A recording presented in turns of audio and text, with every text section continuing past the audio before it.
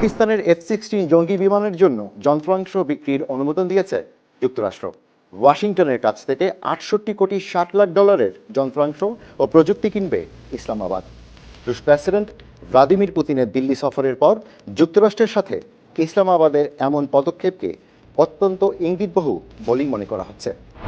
একটি সমঝোতার আওতায় পাকিস্তানকে এই সুবিধা দিচ্ছে যুক্তরাষ্ট্র। কি আছে যুক্তরাষ্ট্র পাকিস্তান সমঝোতায়? 2022 সালের একটি সমঝোতার আওতায় পাকিস্তানকে এই সুবিধা দিচ্ছে যুক্তরাষ্ট্র। দুদেশের দ্বিপক্ষীয় সম্পর্কের একটি গুরুত্বপূর্ণ অনুষঙ্গ F-16। সাবেক প্রেসিডেন্ট জো বাইডেন থেকে বর্তমান প্রেসিডেন্ট ট্রাম্পও বিষয়টিতে গুরুত্ব দিয়ে গেছেন। পাকিস্তানের কাছে 70 থেকে 80টি F-16 আছে বলে ধারণা করা হচ্ছে, যা হালনাগাদের জন্য পাকিস্তানের দরকার যন্ত্রাংশ ও প্রযুক্তি। এছাড়াও দেশটিকে কিছু প্রতিরক্ষা যন্ত্রাংশ দিচ্ছে যুক্তরাষ্ট্র, যার দাম $3,70,00,000। এর মধ্যে আছে 92টি লিঙ্ক 16 ব্যবস্থা। এটি এমন এক প্রযুক্তি যার মাধ্যমে একই সময় জল, স্থল ও নৌবাহিনীর মধ্যে অডিও ভিডিও মাধ্যমে যোগাযোগ করা সম্ভব। F-16 যুদ্ধবিমান কি, কোথা থেকে এর উৎপত্তি, আর কারাই বা এটা ব্যবহার করে? F-16 যুদ্ধবিমান F-16 ফাইটিং ফ্যালকন বা F-16 ভাইপার নামেও পরিচিত।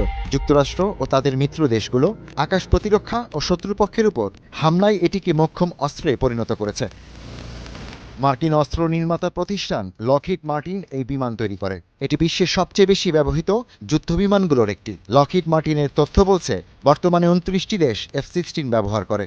এই তালিকায় পাকিস্তান ছাড়াও আছে ইউক্রেন, তুরস্ক, ইসরায়েল, মিশর, Poland, Greece, Taiwan, Chile, Singapore, Belgium, Denmark, Netherlands ও নরওয়ে। এখন প্রশ্ন আসতেই পারে, ভারত পাকিস্তান সংঘাতে F-16 এর ভূমিকা কি ছিল? কেন একে নিয়ে এত তোলপাড়? চলতি বছরের 7 মে সংঘাতে জড়ায় পাক ভারত। এই সময় 42টি যুদ্ধবিমান মোতায়েন করে পাকিস্তান। এর মধ্যে F-16 ও চীনের তৈরি JF-17 থান্ডার জেটেনও ছিল।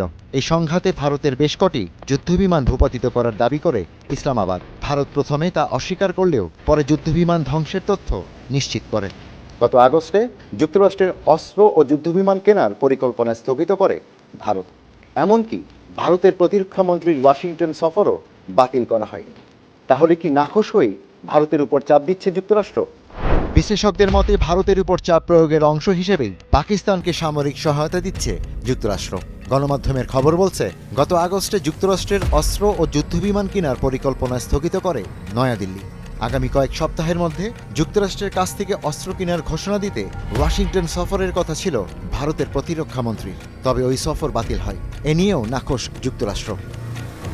রাশিয়ার জ্বালানি তেল কেনার কারণে চলতি বছরের 6 আগস্ট ভারতের পণ্যের উপর শাস্তিমূলক শুল্ক আরোপ করে ট্রাম্প প্রশাসন। মার্কিন চাপে রুশ তেল কেনা কিছুটা কমিয়েছে ভারত। দিল্লি সফরে পুতিন বলেছেন, ভারতে অব্যাহতভাবে জ্বালানি পাঠাতে প্রস্তুত রাশিয়া।